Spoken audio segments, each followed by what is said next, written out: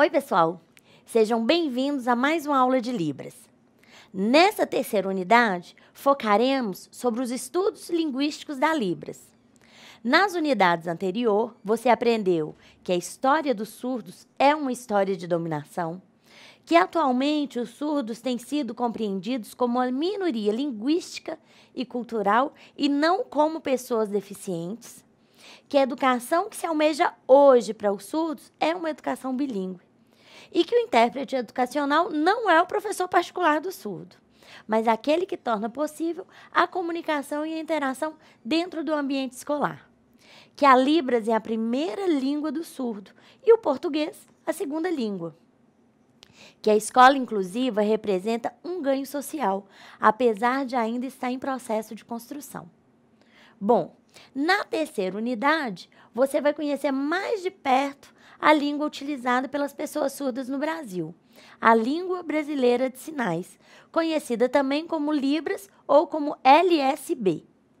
Nessa unidade, abordaremos as noções tanto teóricas quanto práticas da Libras.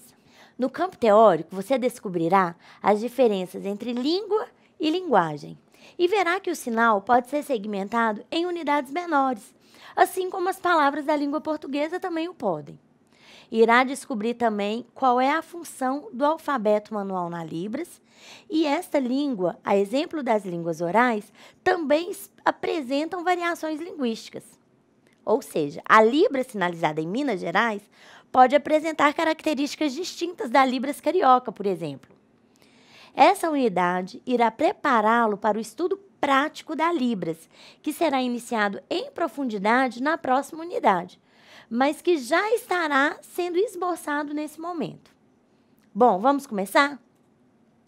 Agora você vai conhecer alguns mitos sobre a Libras que desmistificarei baseado nos estudos de Quadros e Carnop 2004.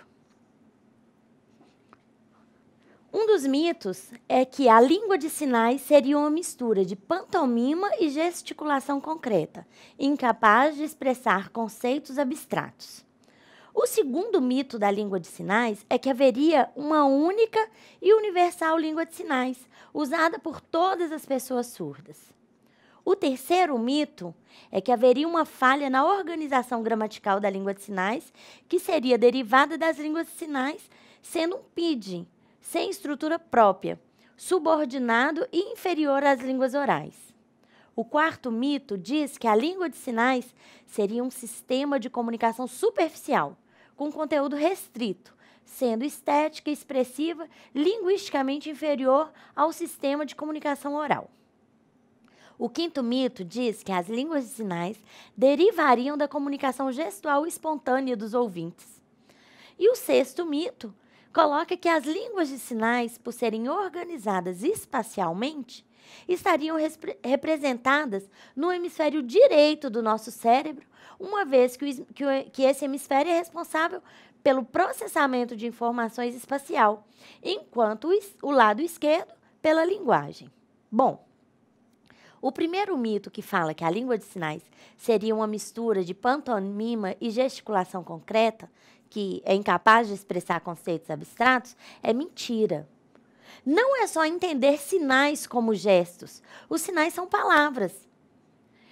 Apenas não são sonoras. A produção de línguas de sinais acontece igual à produção da língua falada. Os sinais, nas línguas de sinais, podem expressar ideias abstratas, emoções, pensamentos, opiniões. Então, não configura esse primeiro mito. O segundo mito, que diz que haveria uma única e universal língua de sinais usada por todas as pessoas surdas, é mentira. Porque a língua de sinais, assim como a língua oral, ela é cultural. Então, ela vem carregada de uma cultura, da forma daquele povo agir e interagir com aquele espaço. Então, se não existe uma língua oral que seja universal, que a única que tentou fazer isso, que foi o Esperanto, não conseguiu, também a língua de sinais não tem como, porque ela vem carregada de toda a cultura daquele local, o jeito que aquelas pessoas vivem. O terceiro mito né, que diz que haveria uma falha na organização gramatical da língua de sinais e que essa seria derivada das línguas de sinais ou das línguas orais, né, sem uma estrutura própria. Bom, em primeiro lugar, as línguas de sinais são línguas, ponto. Segundo lugar, as línguas de sinais independem das línguas faladas. Um exemplo bem claro para vocês. A nossa língua de sinais portuguesa é de origem inglesa. E a nossa língua de sinais brasileira é de origem francesa. E mesmo a língua falada, o português em Portugal, é diferente do português falado no Brasil. Então, existem alguns empréstimos linguísticos. Então, as línguas de sinais apresentam o mesmo estatuto linguístico identificado nas línguas faladas.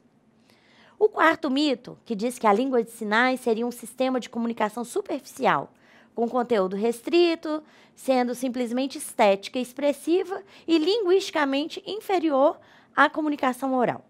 Bom, as línguas de sinais podem ser utilizadas por várias funções identificadas nas produções das línguas humanas.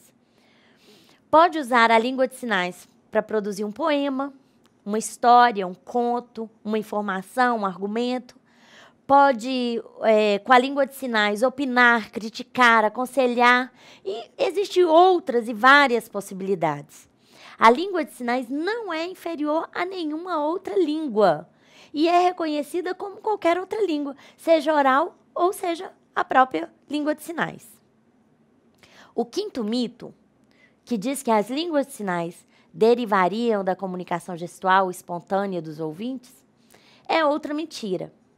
As pessoas pensam que é fácil aprender as línguas de sinais por causa dos gestos. Então, se eu utilizo determinado gesto, aquilo ali é língua de sinais. Não é verdade. As línguas de sinais são difíceis de aprender como outras línguas. E é preciso dedicação para aprender uma língua de sinais. Mas com esse mito, as pessoas pensam que sabem língua de sinais por causa de usar alguns gestos e sinais que aprenderam na aula de língua de sinais. A comunicação de língua de sinais tem a parte de assuntos mais abstratos. Vai precisar da língua de sinais para comunicar ideias abstratas. O sexto mito coloca que as línguas de sinais, por serem organizadas espacialmente, estariam representadas no hemisfério direito do cérebro, uma vez que esse hemisfério é responsável pelo processamento de informação espacial, enquanto o hemisfério esquerdo é responsável pela linguagem. Em pesquisas com surdos, apresentando lesões em um dos hemisférios, apresentam que a língua de sinais são processadas linguisticamente no hemisfério esquerdo, da mesma forma que as línguas faladas. Existe uma diferença que o hemisfério esquerdo é responsável pelas informações linguísticas e o hemisfério direito é responsável pelas informações espaciais e visuais. Então, concluíram-se que a língua de sinais é um sistema que faz parte da linguagem humana, sendo processado no hemisfério esquerdo e no hemisfério direito. Bom, nós percebemos que existem muitas crenças sobre a Libras. Dizem que a Libras é o português feito com as mãos e os sinais substituem as palavras faladas. Já ouvi dizer que é uma linguagem como a dos animais, do corpo humano, da mímica. Já ouvi até dizer que é um conjunto de gestos que interpretam as línguas orais, ou que é uma linguagem limitada que expressa apenas informações e conceitos básicos, e que a Libras não é capaz de expressar ideias abstratas. Bom, o que você precisa compreender é que a Libras é comparável a qualquer língua oral, porque a Libras expressa ideias sutis, complexas e abstratas, possui uma estrutura gramatical própria, como qualquer língua, é capaz de expressar ideias, pensamentos, desejos, sentimentos. Agora a gente vai estar vendo a Libras enquanto língua ou linguagem. O que vocês acham que é a Libras? Primeiro, vamos saber o que é língua e o que é linguagem. Antes de mais nada, temos que entender que tanto tanto a língua como a linguagem serve para comunicação.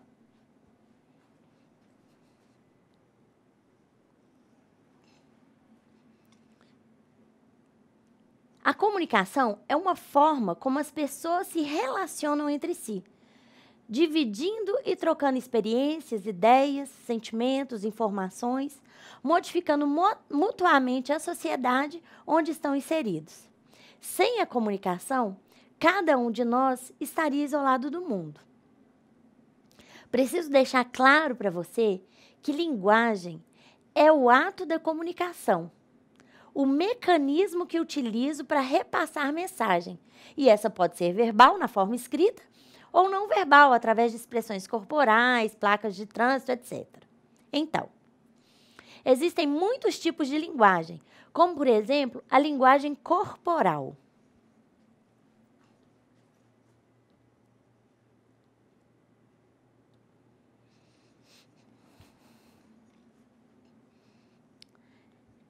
São formas que nós expressamos através do corpo, como a dança, a forma como nós nos postamos quando estamos tristes, alegres, nervosos, as expressões corporais de modo geral.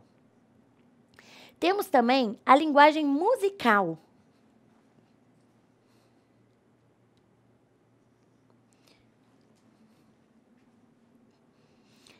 A linguagem musical expressa através de melodias musicais, dos ritmos que marcaram e marcam o tempo, de determinadas idades, culturas, entre outros.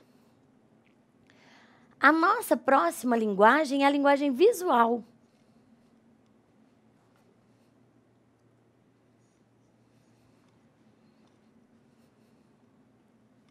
A linguagem visual utiliza desenhos gráficos, símbolos, placas, que podemos estar em qualquer lugar do mundo, se falando qualquer língua, que essa linguagem será entendida. Por exemplo, se chegar em um restaurante, pode ser na Itália, no Japão ou em qualquer lugar, você saberá exatamente onde é o banheiro masculino e onde é o banheiro feminino, se for utilizado algum tipo de imagem. Não é verdade?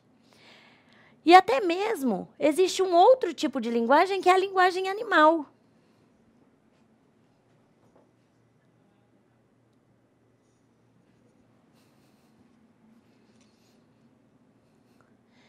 Que são os cantos dos pássaros, os gritos, os trinados, os mugidos, a troca de plumagem dos pássaros. Essa é uma forma de linguagem que também é universal. Os animais, independente do país que eles se encontram, têm a mesma forma de demonstrar raiva, medo, alegria, entre outras coisas. Bom, como vimos, a linguagem utiliza mecanismos para facilitar a comunicação.